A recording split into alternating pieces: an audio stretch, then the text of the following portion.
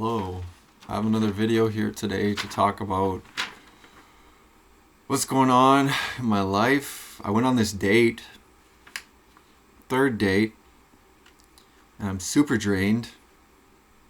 So drained now after that third date. It was way too intense. This girl is extremely intense, and I do not know if I can continue to date her because it gets so intense. And I don't know if it's a good idea, honestly. Yeah, so I took her to a restaurant. I took her to lunch. Which, on a side note, I need to stop taking dates out to eat because it's getting very expensive. And also, they would just usually accept a coffee or something as well. So me suggesting it and then paying for it, it's expensive. I do think it's a nice thing to do, but yeah, I don't know if I can afford to do that a whole bunch, because it does add up. But the important thing is, though, this girl was really intense, honestly. And I don't think I can continue because I know kind of how people are, and it just is going to continue. Like, it'll just be intense like that. And so when somebody's really intense, what they're looking for, especially a woman, they're looking for somebody to match them. They're looking for like a response equal to their intensity or something to satisfy it, essentially. It's like anxiety.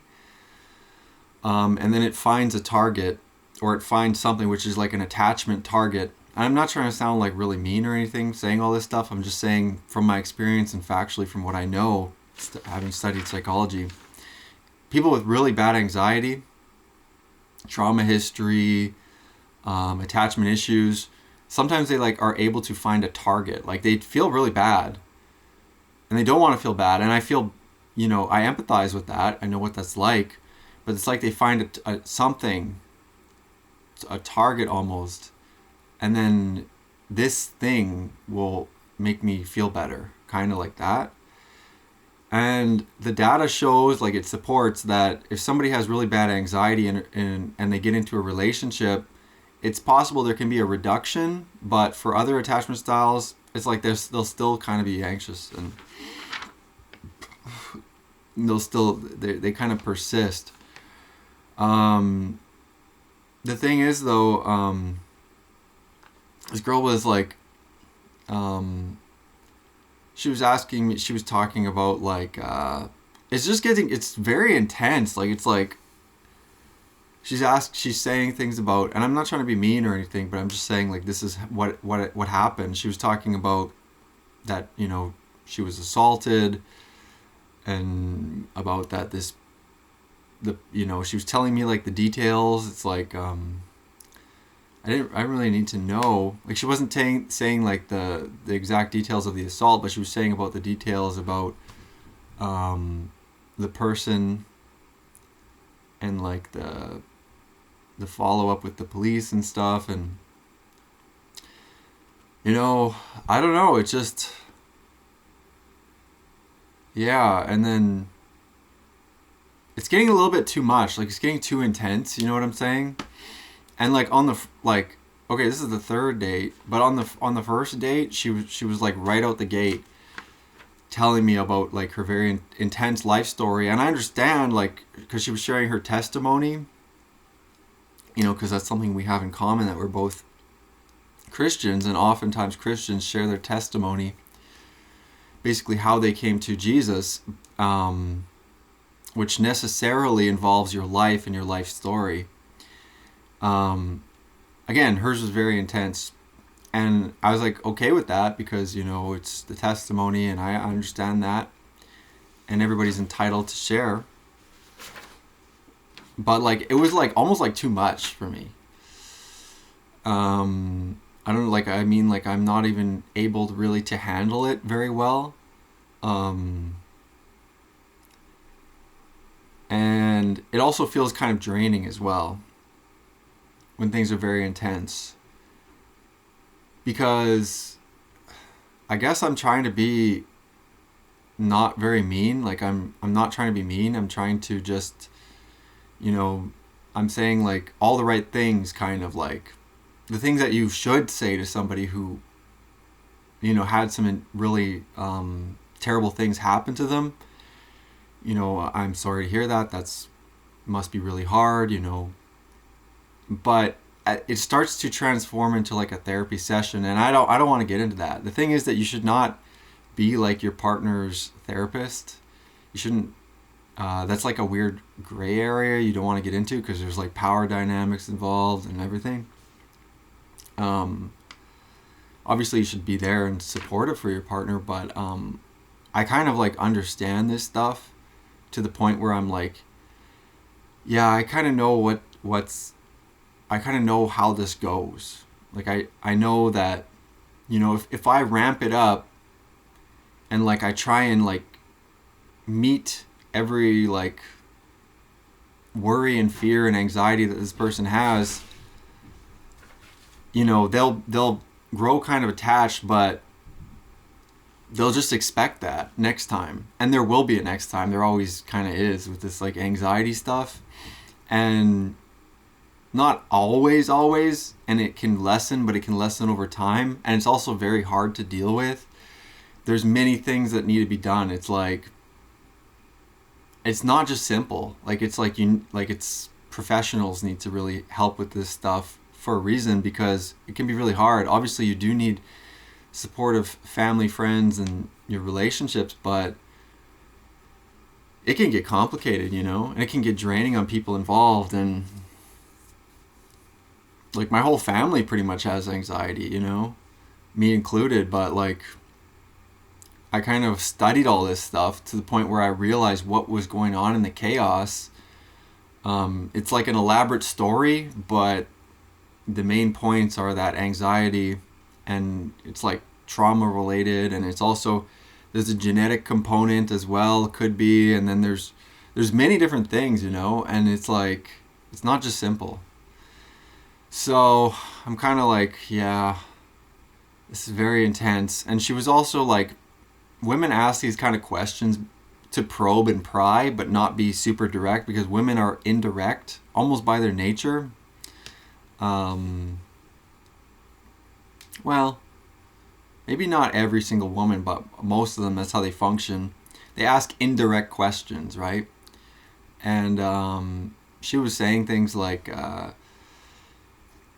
she was talking about like lust, and that her ex-boyfriend had like a huge porn addiction, and like, you know, because on the first date, like I said like, yeah, you know, she was asking about like, what do you like struggle with or something like this, and I was saying like, yeah, I've struggled with lust in the past. And now it's like, the thing I noticed is that when you tell people like something that concerns them, they just keep bringing it up again and again and again and again and again and again and again and again.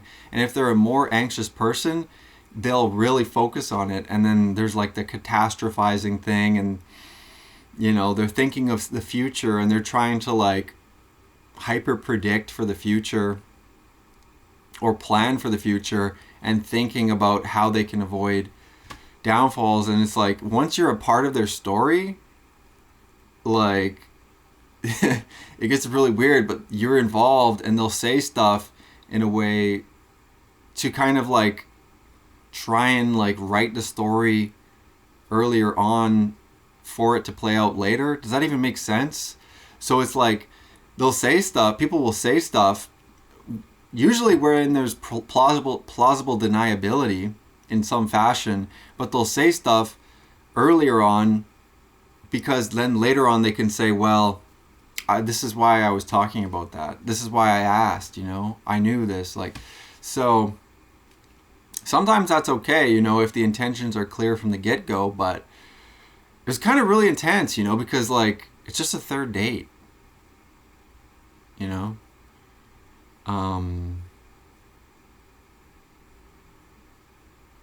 I'm not somebody who like really warms up to people extremely quickly. I really enjoy people's company, but it takes, for me, it can take months, you know. And I also enjoy people's company doing stuff together. I don't enjoy company where we're like battling it out with our worldviews under weird pretenses. If it's a debate, I'm all for it. But I'm like, yeah. So, but I can't really fault her too much because honestly, I understand. She's very concerned. She's had all these horrible experiences in her past. She's trying to like, essentially like, have a better future. I understand all that. I think anybody could understand that. But yeah, it was very intense. Seriously though.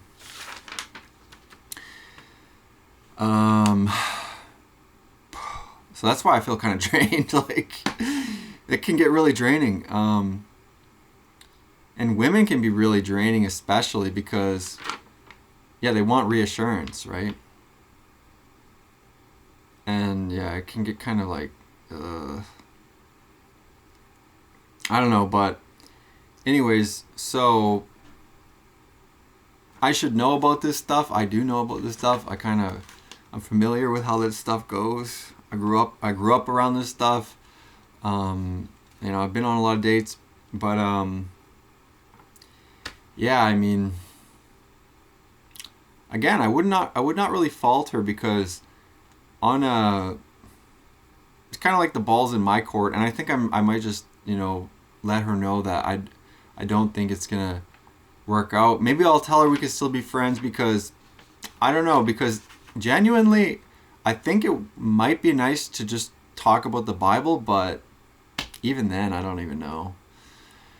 It's tricky, relationships and social stuff can be very tricky. But yeah. My goodness. And yeah, so I would say to her credit though, like I think she's a very like godly woman. Like, she actually really believes in God. She's a Christian, and she's really trying to do right by God. I fully support that. I fully agree with that, and that's kind of what I'm trying to do as well. So yeah, but oh man, goodness gracious. Okay, so another thing that happened today, I had a good workout. I got my dip/pull-up belt. I ordered it online. I think it was like around $45, something like that. And it's like a belt you can wear when you're in the gym, and then it has a chain that hangs off of it, and you can hang a weight on it, like a plate on it, like and I just put a 25 on it, first time trying it, and then I was doing dips, and I really enjoyed it. Actually, it made the dips a lot harder, and I was able to get like, I did quite a few sets. Actually, I did like 5 sets between 12, and then it worked down to eventually I was only doing like 6 per set, but I really enjoyed it, and I feel like it'll really help my upper body strength, to grow. And then also I was doing pull-ups with it, with the 25 on as well, and I enjoyed those too. Like, that was really enjoyable. And I watched this video that was talking about pull-up training, and it said the weighted belt really helps with pull-ups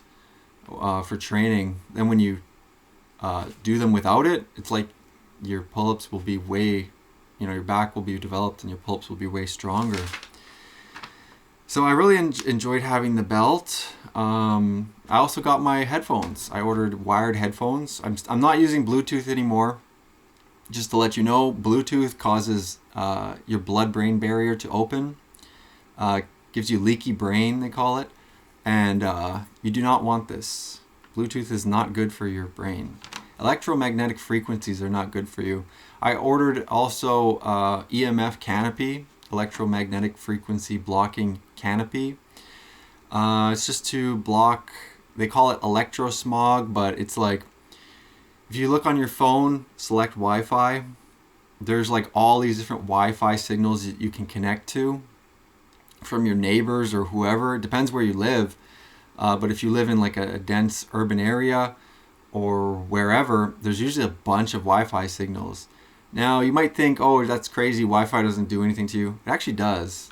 There's studies out there, and it's not just Wi-Fi. That's a frequency. Wi-Fi is it's like a hertz. It's a frequency. It's a wave, and there's many. And there's other frequencies from cell towers and other things, and over time, these can really damage and degrade your mitochondria, and they can affect your neurotransmitters, like decrease your dopamine. So it's not good.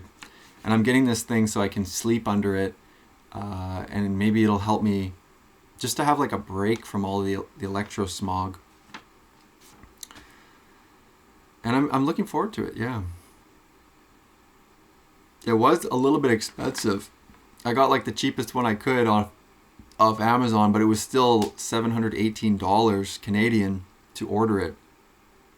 Now some of them cost like thousands of dollars, thousands US, but you can get some cheaper ones on Amazon. So I went with a cheaper one, and I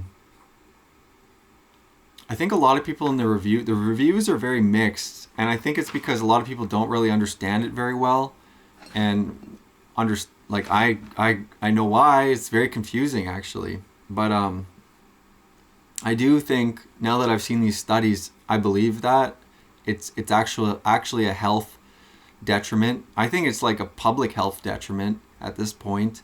And the other thing is that the readings, a lot of people, if you look on YouTube, have done readings where they'll get a sensor and it'll show how much EMF is coming through, and then they'll put it underneath the canopy and it'll drop almost to none, which that's really good. So I'm looking forward to that. And then, oh yeah, sorry, this video is a little all over the place, but I also got my fish oil.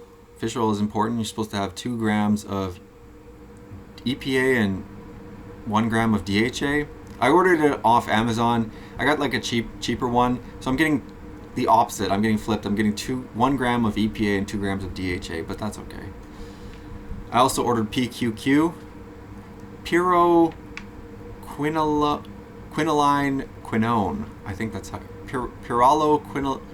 Pyrroloquinoline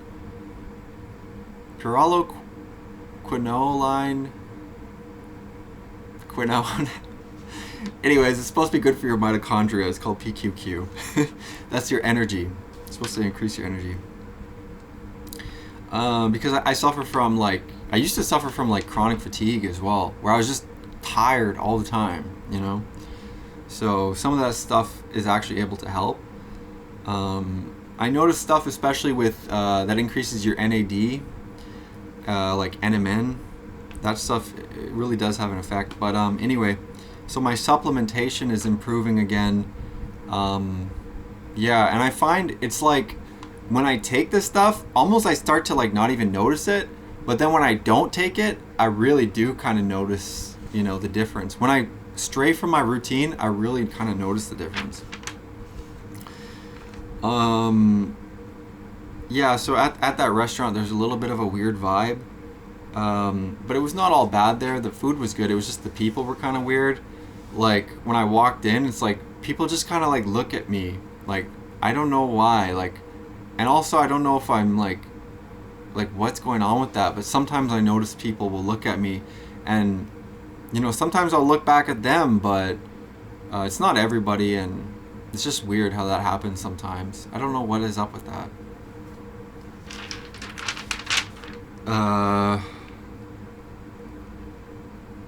Yeah, so that part was weird. And then the guy, there was we were waiting for a table, and it was kind of crowded at the front part when we were waiting. And then there was I guess a mom and a dad and their kids, and the kids looking up at me like this. And then the dad, he was kind of shorter, and then it was just kind of awkward. And then he walks past and he's like this, It's like, dude, why are people like this? In Canada especially, people are always doing that. Like the pursed lips or duck lips or whatever, or like some people call it the Jim Halpert. Because in the office he's always doing this to the camera. He'll do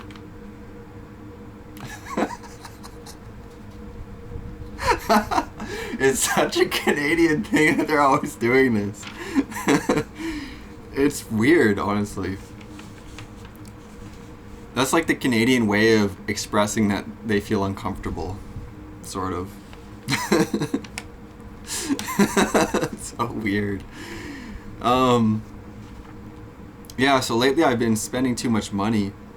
I need to tone it down. And also, I need to stop inviting women to nice dates. They would probably just accept a coffee.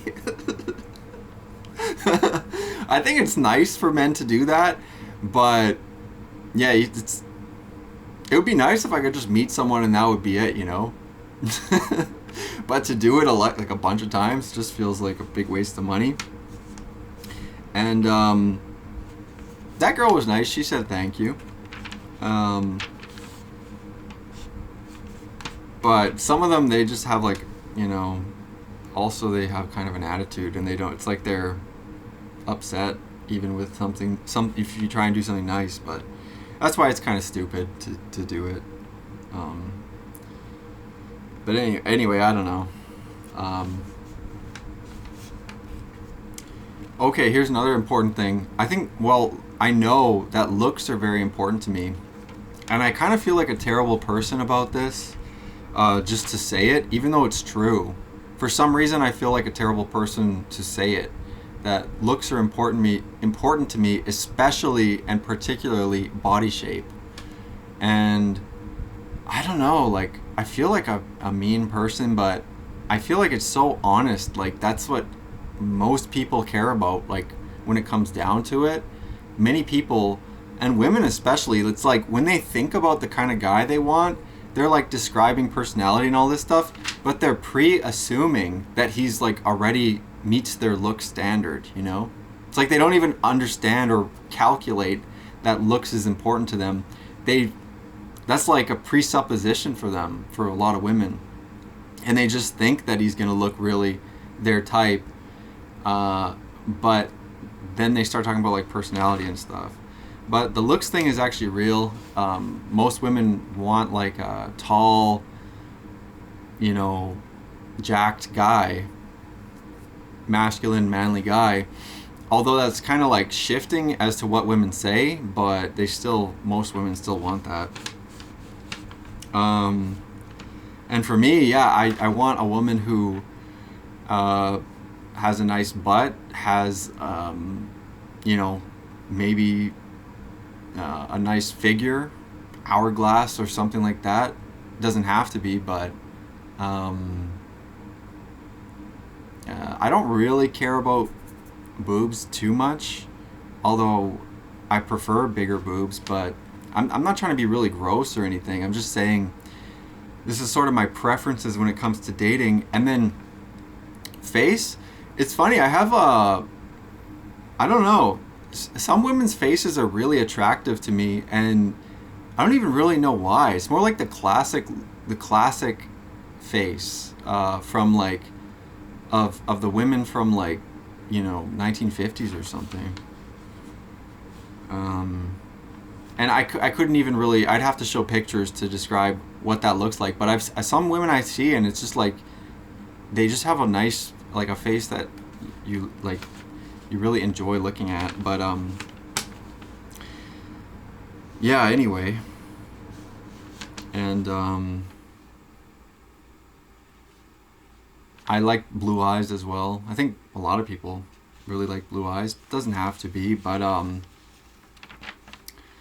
don't know, is that terrible? I think that's just normal. So I don't know why I always felt like it was so terrible to have a preference, but yeah, so. Oh, another thing though is that the dating market is tough. Like, I'm 30 years old, I'm trying to be realistic, you know. I do not have a job. I'm on disability, right? I get money each month, and I don't know where my next job is going to be. But I have other things. And the thing is that when it comes to dating, it's really only about if you can signal that you don't even have to have high resources, because women want someone who can provide for them. You don't even have to have high resources at the moment.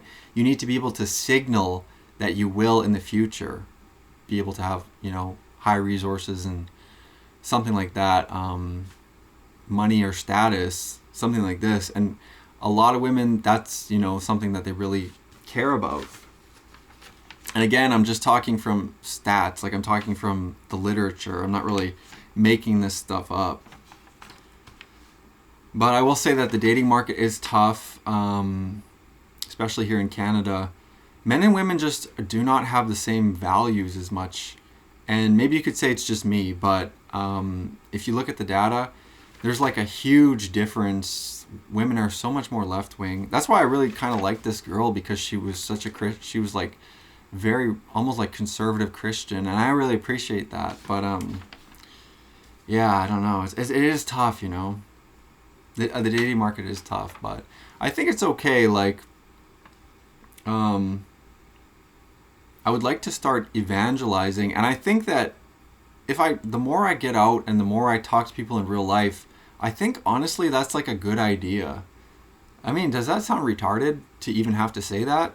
But I think that's like a good idea, is to go out and to talk to people in real life. But yeah, I want to like evangelize. I'm always thinking about it. And one thing about evangelizing is that I think that to get better at it, what I need to practice, and what I have kind of been practicing a little bit, is opening and closing conversations. Because I find like that's like almost like the hardest part, really.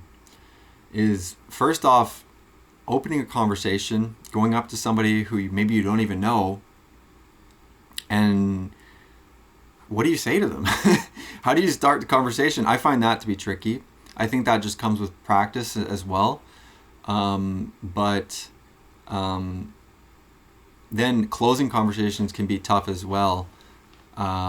So I need to practice both, Sometimes it can be awkward, closing the conversation. And yeah, anyway, so these are just things I'm working on. And I am getting better at talking to people slightly, which that slight amount is a big improvement, because I was not really talking to people for a long time. And yeah, so I'm very thankful about that. Okay, so here's a funny thing. There was a Jew on my last video in the comments. Shout out to that Jew. I found that to be really funny once I realized it was a Jew. Because I put the title, and I kind of knew this was gonna like get more people to like either click on the video. People don't watch the full video. They're kind of boring. Like their attention span for most people is like they flip through videos, right? Because there's so much, and that's what we're trained to do with TikTok and everything, and shorts and reels, and it's like the attention span doesn't hold as well, just because of the amount of media that we have. It's fried our attention spans. But I put this title as like, I asked my priest if the Jews are evil, and I think that they are, but that I think that they are, and they're our enemies, but we have to love them. So that was the title. And then somebody comments like, no, Jews are not evil. What a weird thing to ask.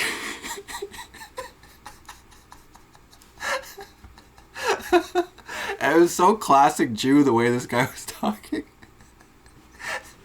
And I'm not trying to be super mean, but I'm trying to be accurate here, because he says that, and then I refuted him quoting some passages from the New Testament. I said, Jesus, I said Jesus tells us that they are. And in the light of biblical teaching, it's not a weird question. And I quoted these two passages, and then this Jew responds, "We don't believe that."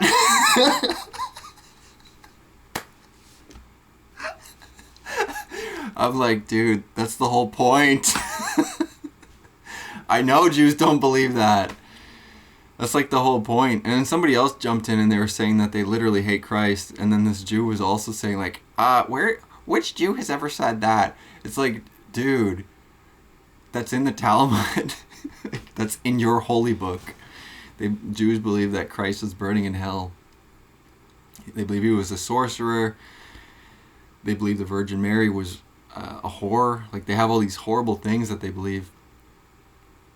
And they do hate Christians. They hate Christ. They have a prayer, the Birkat Haminim, where they pray for the death of all Nazarenes, all Christians every day. Maimonides, one of their great theologians, told them to pray this every day. And it's like, do Christians not care? Like, and Jews pretend like it's not true. It's like, what's going on here? Why can't people understand this, you know?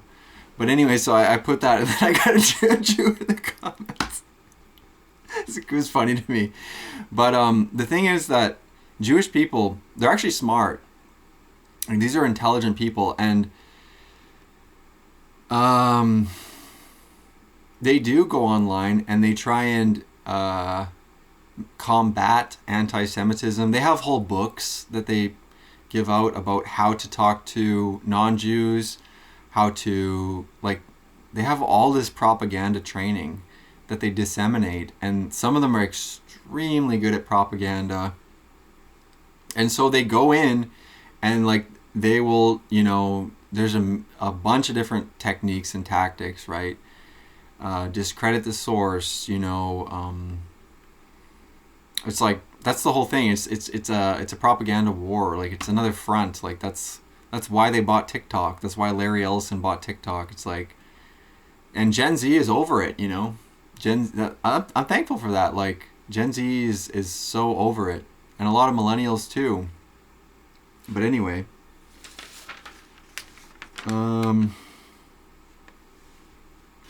okay. The last thing I want to talk about is how women are. Specifically just about the digging and the prying. And, like, I kind of knew this. I don't know. It's been a while. I guess it's been a while since I've been kind of, like, dating and stuff, but this is just something that just does not change, it seems like. Like, women dig and they pry, and when they feel anxious or worried or unsure or something, they're always trying to, like, test a man's strength, if they're in a relationship with him, or even if they're in some sort of other setting as well. You know, women want to feel safe. They want to feel that they're by somebody strong, that they can trust that person, and then they feel like more relaxed. So it kind of gets annoying to me, though, because it's like if I try and explain things to them, they don't understand. And so I'm like, well, this is just dumb. Like, you know, but that may be stupid on my part, because maybe I should just, you know, recognize it and, I don't know, not put up with it or something. But the thing is that no men really act like men. Like, very few men act like men. And so women are kind of like running things. And, you know, and the women, they also compensate as well. Like, over time, they start to compensate more and more and more to become more and more like men, essentially, being louder, you know,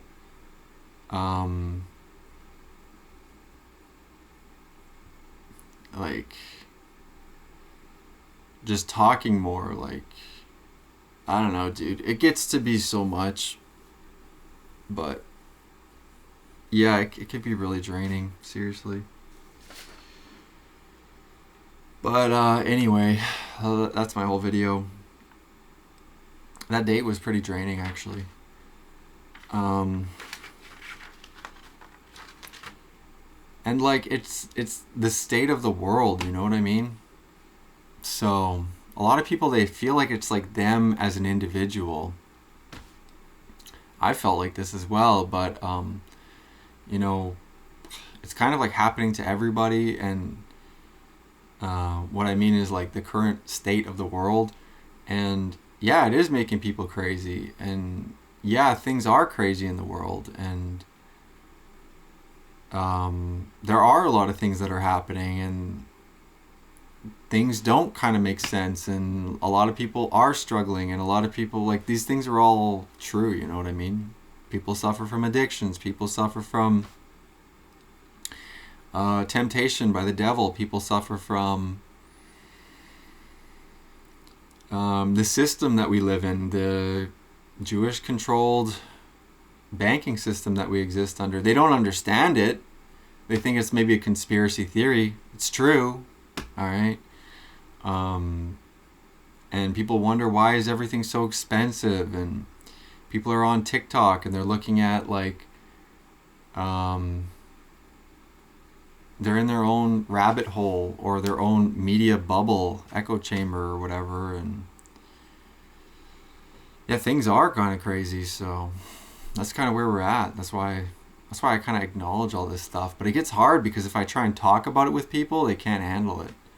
A lot of people cannot handle it. So anyway, but I'm still going to press on. Pray every day. Continue going to the gym. And yeah, try and get something going with my career, with this book idea that I have.